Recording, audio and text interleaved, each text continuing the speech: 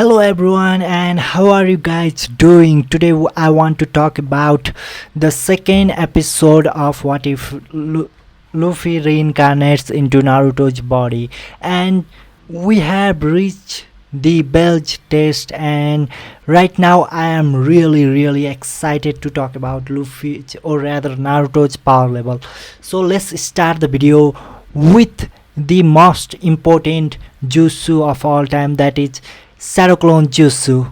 Yes, Naruto starts with the Shadow Clone Jutsu and creating nearly 10 Shadow Clones all around him. He punches Kakashi with Gum Gum no pistol.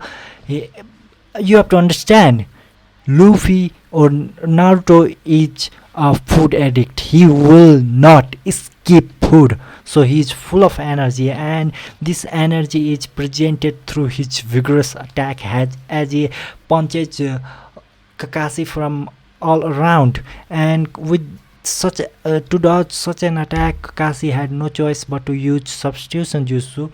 Luffy's punches attacks the ground, hits the ground, and it breaks the ground, literally creating cracks. Seeing this, Kakashi was surprised. This level of power was similar to that of Guy's disciple that he had seen.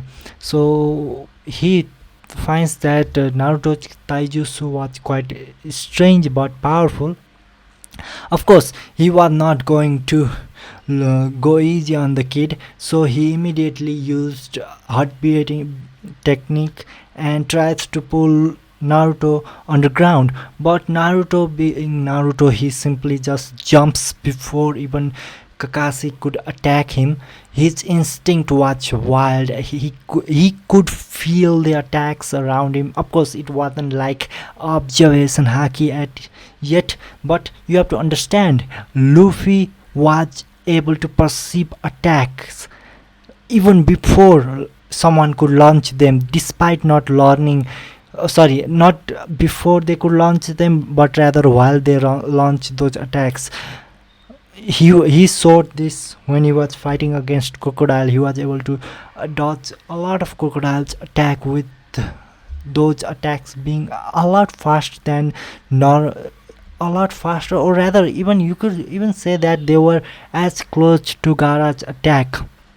So with his reflexes, he was easily able to dodge Kakashi's attack, and when he sees Kakashi beneath him, he stamps his feet together and sorts his legs toward the ground, with creating an amazing impact on the ground.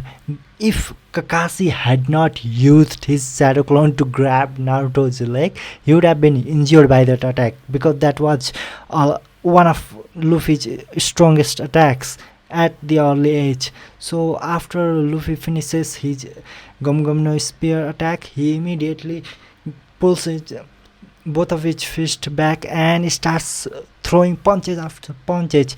Gum Gum no Gatling! His punches were destroying the ground as Luffy tries to find Kakashi. He tries to look all around him, and when he finally sees Kakashi on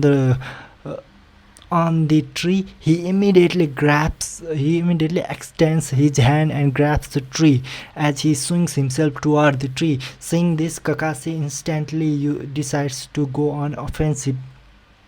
He uses his fire style fireball jutsu, but this fireball jutsu was a lot weaker than even Sasuke's fireball jutsu. He did not want to hurt Naruto yet. So seeing this, Sasuke was amazed at how strong his own fireball jutsu was, and he could not help but feel proud. But seeing that Naruto was able to block that fireball with his body alone, he was once again reminded of just how powerful Naruto's durability was. And suddenly Kakashi also remembered about Naruto's crazy durability and unstoppable will to continue fighting. So he at this moment was serious, because he did not want to hurt his future disciple, but he also did not want to go easy on him. So he started using non-offensive non-sharp attacks against Luffy. And hear me out. Despite Luffy being completely unharmed against blunt attack, he cannot be unharmed against elemental attack like fire or ice or even water to certain extent. So Kakashi's attacks were working quite a lot, and he was able to injure Naruto to certain extent. And while Naruto was fighting against him on all on his own, Sasuke was and Sakura were just waiting. Seeing this, Kakashi could not help but feel disappointed, because even if Sasuke wanted to use Naruto, this would be a perfect moment. But instead of using Naruto, he thought of letting Naruto use his own power to adjust Kakashi, and this was quite a good trick, but only against the people he could trust.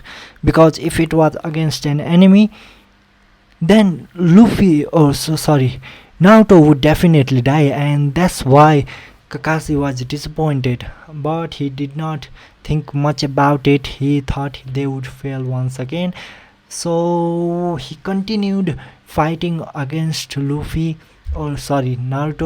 until Naruto finally realized that his speed was not enough to fight Kakashi.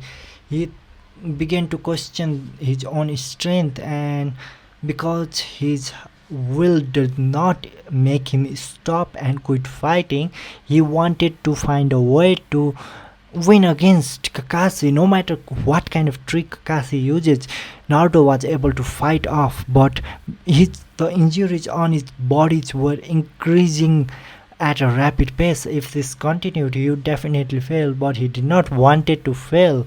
So Naruto quickly thought of a way to snatch the bell, because that was the test. It was not to defeat Kakashi but to snatch the bell. So what he did was tr- close his eyes for a few seconds as he began to reorganize his own thoughts. At this moment, he knew that he had to use that technique that he had been working on for quite a while, especially after almost getting caught off guard by Mizuki. He had been working, or at least thinking about this technique. So he decides to put his fist on the ground and looks at Kakashi. Kakashi sensei, this is going to be my final attack. I hope you can dodge it. Saying so, he released steam out of his body, and his skin began to glow red, and his body became vigorously stronger. Seeing this, Kakashi was startled. He thought that he almost believed that Naruto was using Nine-Tails chakra, but something did not add up. There was no obvious aura of chakra, so he believed that it was some kind of technique with his rubber body, and this surprised him. Naruto slowly stood up, and his body suddenly disappeared, like when most of the Jonin use body filter technique. This was also one of the inspiration for him to create this technique. So when he disappeared, Kakashi was startled as he tried to look around, but he didn't see Naruto anywhere. Naruto suddenly at this moment appeared in the air and punched out. His punch was so fast and so fierce that Kakashi had no choice but to erect a massive mud wall to block it, and boom! With that explosion, the entire mud wall collapsed on the ground while Kakashi backed away several meters. But at this moment, Naruto simply flashed like a red yellow flash. He simply grabbed Kakashi's bell and simply disappeared, reaching behind him before even Kakashi could react. And at this moment, the bells rang, and Sakura and Sasuke realized that Naruto had gotten the bell on his own. That means he has passed while they could not even get the bell, which means they have failed.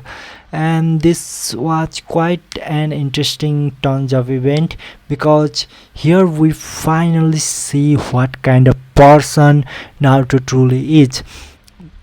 When he was faced with the question to whom he should give the another bell, Naruto simply decided to give both of his bells to them. Although he wanted to become a ninja, he did not care as much as them, and his goal was to become the freest person, and that does not mean he had to become a ninja. And more importantly becoming a ninja, he has to listen to others as well, which was quite frustrating on its own. If not for his love for ninja, he would not even consider becoming a ninja.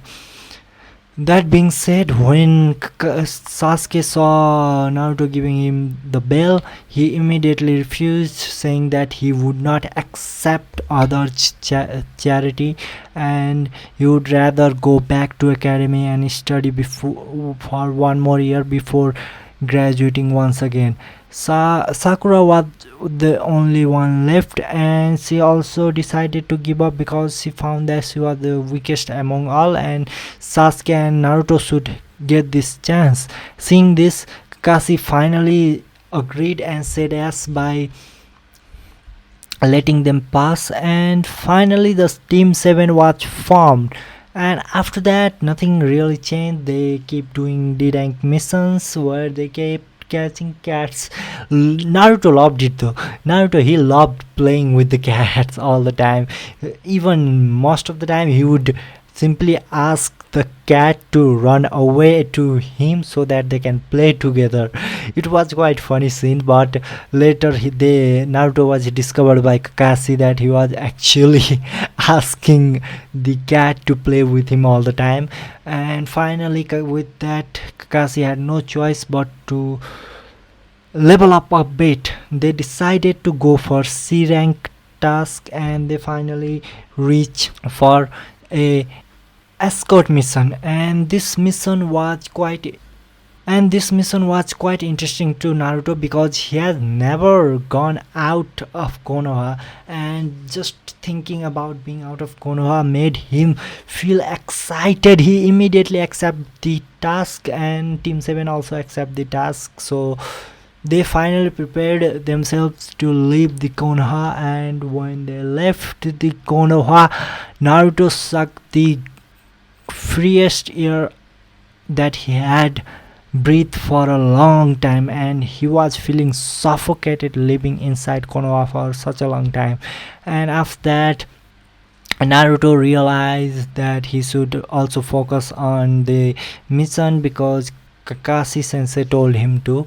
And after that, they followed Kakashi toward the land of waves, and yes, Tajuna was following them behind, and yes, he did lie about the task, but I don't think anything would change. Luffy would still accept this task no matter what, because he did not like a person like Gato. So everything went out the same.